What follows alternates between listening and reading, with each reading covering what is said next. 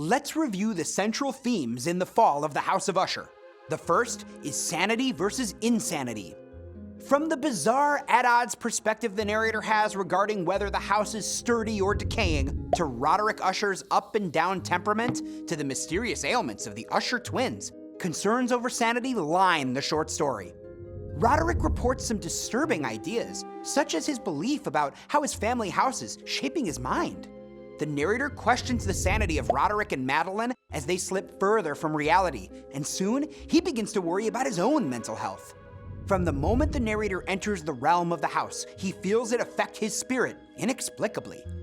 While the narrator tries to distract Roderick after Madeline's apparent death, Roderick even calls him a madman for not recognizing what is going on. What is real?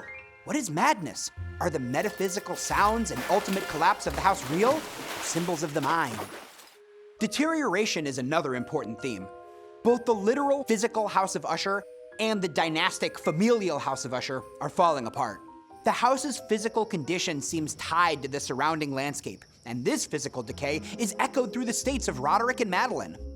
Both twins are suffering from strange illnesses that parallel the house's condition, and as the house crumbles away, so too does Madeline, then Roderick, who increasingly loses control of his emotional and mental faculties, growing more sensitive and nervous. He later dies when Madeline reappears and collapses on him. The house, following suit, then collapses, falling into the lake. Fantasy versus reality is the last key theme.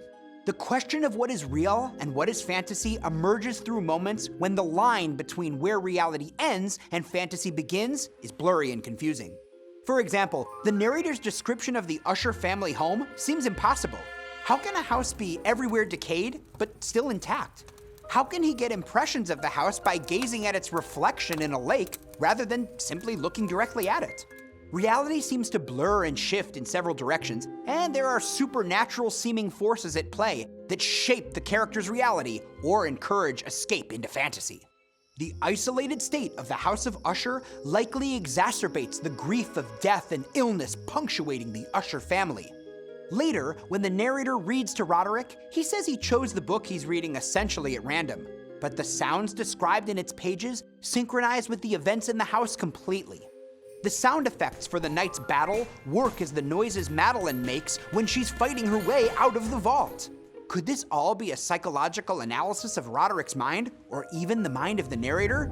Grim reality and metaphysical fantasy are lenses through which this story can be read in equal terms.